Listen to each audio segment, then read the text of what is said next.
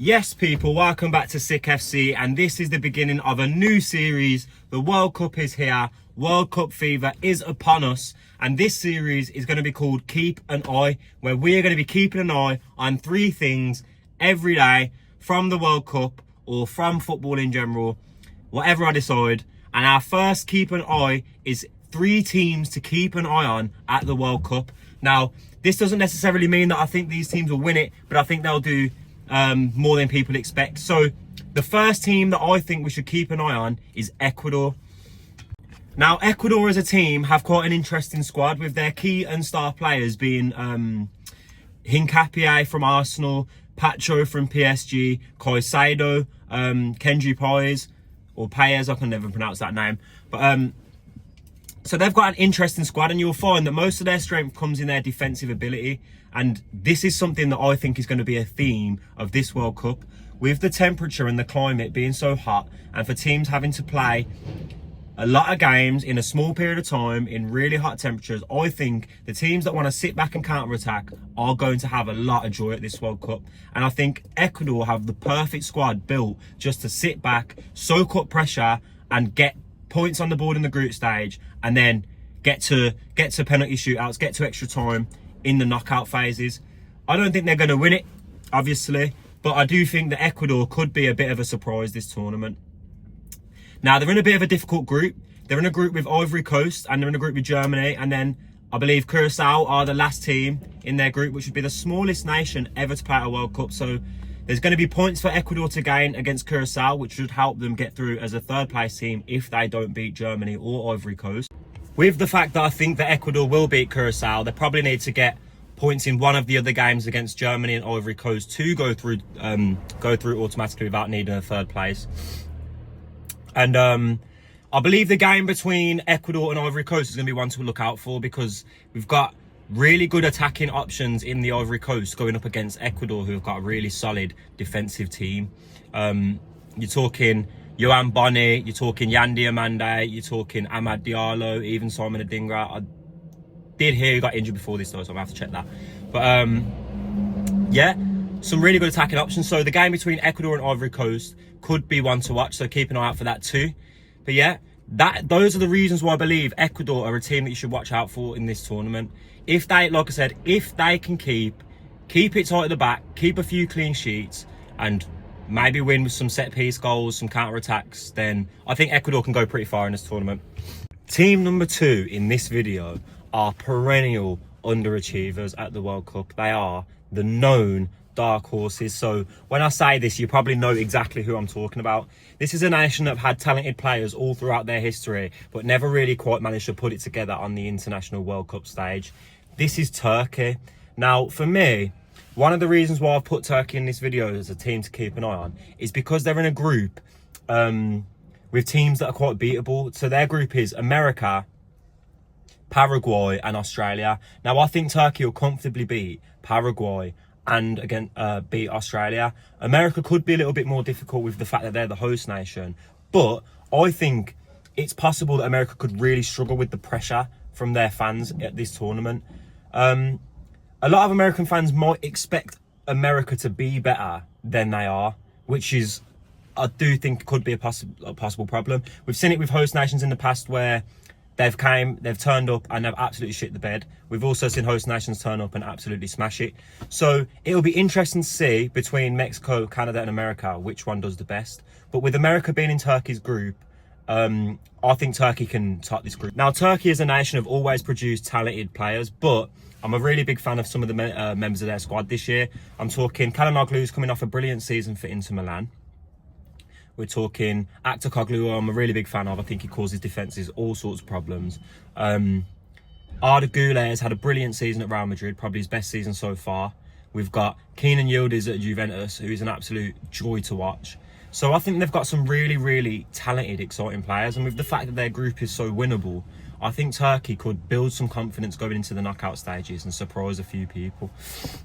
Now, Turkey are a little bit different to Ecuador. Obviously, Ecuador will be my first team to watch. I said that I think that counter-attacking football could be a really good way to go far in this tournament, and I do believe that. I think one thing that will help Turkey in this is that they're going to be used to the climate. Obviously, Turkey being a warm country and all. These players have been playing in this temperature in the Super League, the Turkish Super League, and they should be able to deal with it fine. But in contrast to Ecuador, I just think Turkey have got some of these forward players who can just win them games in moments. So with Ecuador, you probably want them to keep it tight, like I said, set piece goals, counter-attack goals, score screamers. But I think with Turkey, if Turkey are in a game where they're struggling, they have players who can just come out of nowhere and change the game. And that in tournament football, it's absolutely massive. If Arda Güler turns up, or Kenan Yildiz turns up, and they just start scoring worldies in games that are tight, then Turkey could make it far just on that. Like, when you've got match winners in your team, that is what makes you dangerous to other teams. It changes how teams have to play against you because you can never, ever, ever switch off against those players. So Turkey, if they want to go far, I think their game plan is going to be get Yildiz, get Arda Güler, get Çalhanoğlu involved in games, get them playing their best football. If they're confident going into the knockout stages, Turkey will be a team that a lot of teams don't want to face. The only worry with Turkey really is that their defensive options are a bit weak, and that's where they can be got at. Also, from my experience of watching Turkey at international tournaments, they tend to concede a goal or start quite well, and then once they concede a goal, they start to lose a bit of confidence and it starts to get a bit frantic, and then they start to drop points, give away silly goals, give away silly free kicks, etc, etc. So the only worry with Turkey is, can they get over their hoodoo? Can they finally stop being the dark horses and just meet the expectations that a lot of us do have for them? Hopefully they can. I'm looking forward to seeing them play. Like I said, looking forward to seeing their attackers play. So yeah, Turkey, the second team to keep an eye on in this World Cup. The last team that I wish to talk about in this video is a team that did pretty well at the last World Cup. A team where everybody loves their fans, and a country that has great culture.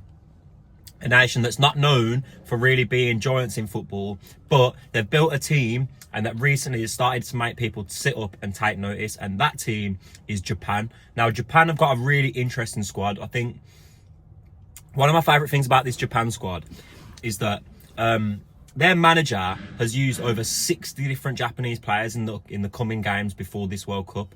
So you know for a fact he has an idea of exactly what kind of squad he wants to build, and he has built it for this World Cup. Japan are unbeaten in their last 6 games. I believe they've won their last 6 games, and that includes games against England and games against Germany. So Japan are looking really threatening at this World Cup, and a lot of their players in their squad are playing at big European clubs. The recent news that Matoma's got an injury is going to be a big miss for them. But after seeing them against England, a lot of people will be looking at Japan and thinking that they can come into this World Cup and cause a few upsets. Now, in years gone by, the Japanese squad might not have been as recognisable to fans of European football. But with the majority of the Japanese squad playing in Europe, they've got some really, really good players. We're talking players like Endo at Liverpool, Tomiyasu, Daiichi Kamada, Zoran Suzuki's in goal. We've got Taki Kubo as well at Real Sociedad. Now this is a squad with talented players. But I think one of the most impressive things about the Japanese squad is that the subs and the players in the squad are almost at quite a similar level to the players in the starting 11. So when people come out, there's not really going to be that much of a drop off. Also, a lot of these players are known for their intensity and the energy and the physicality that they can put into the game. Like players like Endo and Kamada are brilliant in the Premier League at being physical, being everywhere on the pitch, being a nightmare to play against. So I'm really looking forward to seeing what Japan can bring.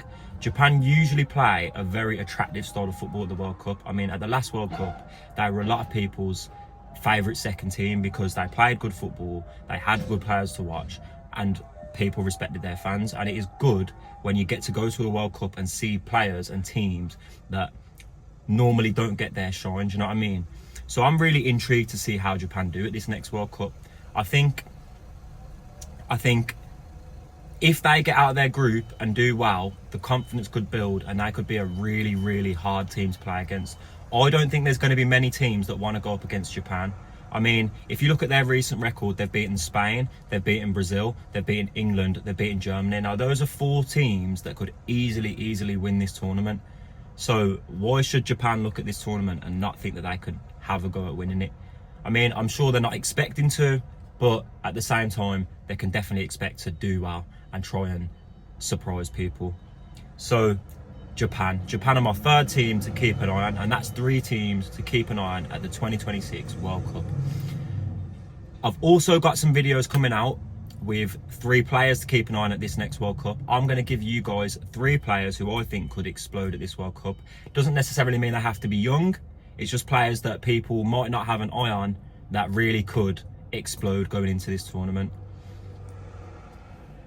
Make sure you go and check out those player profiles that are coming. We've got more stuff coming to Sick FC, so keep it locked. But I'll let you in on a little secret.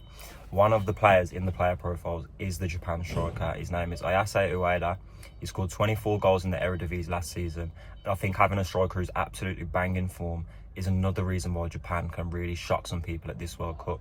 But make sure you go check out the player profiles. They're going to be coming out later today. I've got predictions coming out before the World Cup starts as well. So make sure you keep it locked to Sick FC. There's going to be loads of good videos coming out this World Cup. I'm going to be doing daily talks. We're going to be doing 3 things like this. We're going to be doing reactions to matches, reactions to controversies, transfer news for Man United as well. Don't think I forgot. We're going to be talking about how well the United players do at the World Cup. So make sure you keep it locked to Sick FC. Oh, and I'll also be reacting to the England games. But don't expect me to love England as much as everyone else, because I support Man United. And if you know, then you know. Thank you for watching. This has been Keep an Eye. Make sure you subscribe, make sure you hype, make sure you share the video with your friends, comment and all that shit. All that interaction is really, really appreciated. It really helps me. So, yeah, keep it locked. Hope everybody enjoys this World Cup. I've been Sick FC. I've been Sick with Joseph. I've been whatever the fuck you want to call me. Thank you for watching. Take care.